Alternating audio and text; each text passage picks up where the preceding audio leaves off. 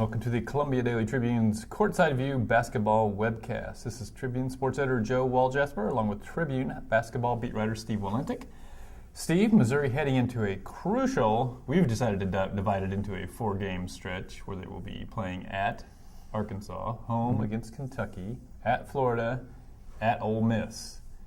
What from that 4-game stretch would you consider to be a successful showing for Missouri? I think they need to go 2-2 because they still have, kind of a home loss that they need to make up for. We've talked before. We think they need to get to 11-7. It gets harder and harder to do that if you start losing more and more games, and if they. That's what I've learned from math. Exactly, and if they go. If they go anything less than 2-2, they've eliminated all of their margin for error the rest of the year, and also cost themselves opportunities at what could be considered quality wins. Even at Arkansas, I think would be considered a quality win just because it's a hard place to play. Certainly beating Kentucky at home, which is one of the clear 2 best teams in the league and a top 15 RPI team. I think obviously the hardest one of those games is at Florida, which is now ranked 3rd in the country and is on as good a roll as anyone. And Ole Miss isn't going to be easy either. I think that's a team that looks a lot like Missouri with a really good backcourt and some questions in the middle. But Missouri didn't play well at all at the tad pad, as they call it, last season. So I think it is a difficult stretch, and I think for it to be considered a success, they're going to need at least a split. Yeah, I think they would need. I think they have a shot to beat Kentucky at home, even though Kentucky sort of is good where Missouri isn't, which is up front. And then I would say Ole Miss is the more winnable of the two, road between Arkansas and Ole Miss. Though I think Ole Miss is the better team, but something about the way that people, struggle at Bud Walton Arena and have, not just this year, but maybe 15 years. It's or going back to Missouri's first experience in that building. Yeah. The one thing they do have in their back pocket, though, is the play of Jabari Brown, who, I've been incredibly impressed with him last year, and I was not at all with him this year, and I was not at all last year. He was not someone who I thought was maybe not even a guy who gave you more than he gave up. This year he's been terrific, especially lately. From what you've seen from him, what has been the biggest difference between the 2 years that's made this happen? Well, it's a few things.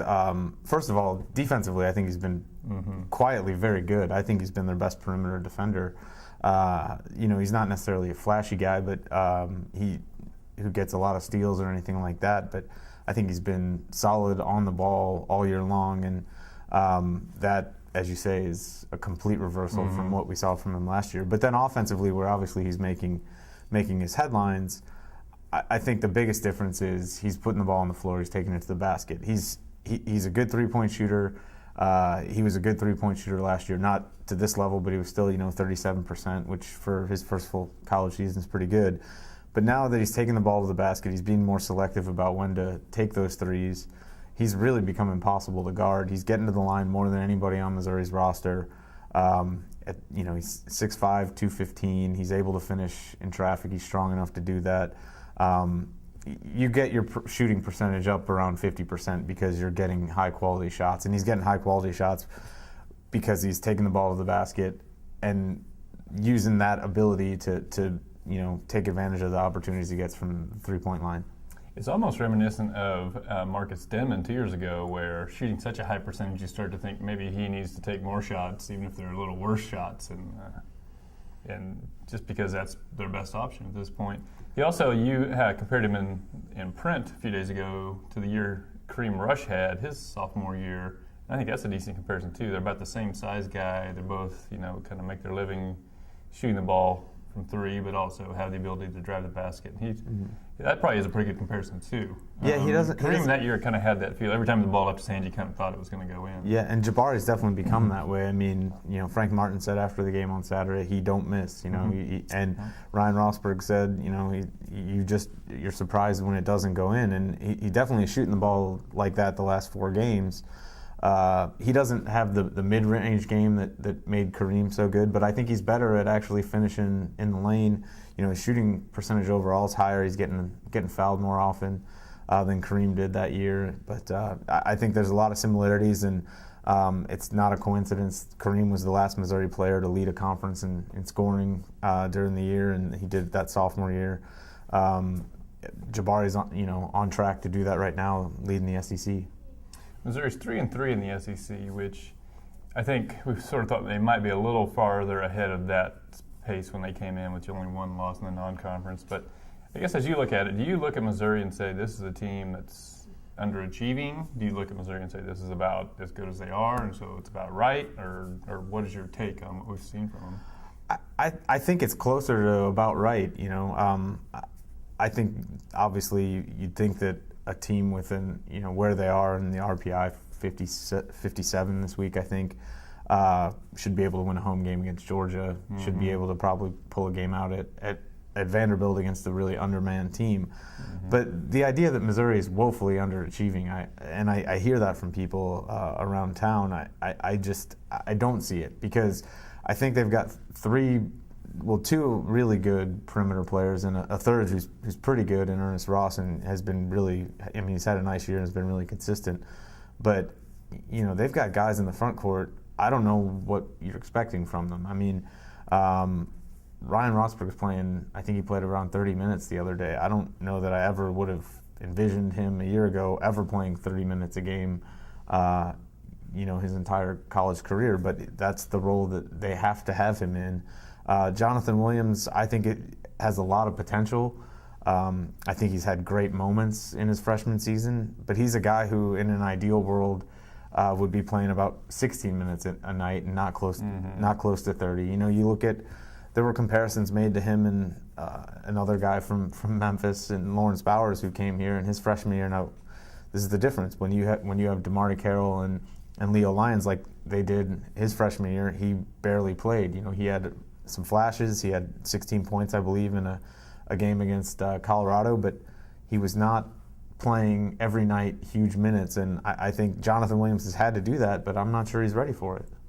Yeah, if you were to stop and think about how many Missouri teams, let's say in the last 15 years, would Ryan Rosberg have been starting on or really even playing much on, I'm struggling. I think there was one year when Kevin Young played a lot of minutes and started, and he's maybe but I don't know that you would even say Ryan is quite the player Kevin Young was. And that's not knocking him. He's doing the best he can. And Quinn Snyder lost his job in the middle of that season. Yeah, so this idea that Missouri's loaded and somehow underachieving, I would sort of poo-poo that notion too. I think maybe the bigger fallacy is when people say, well, Frank Haith is, he can recruit, but he can't coach.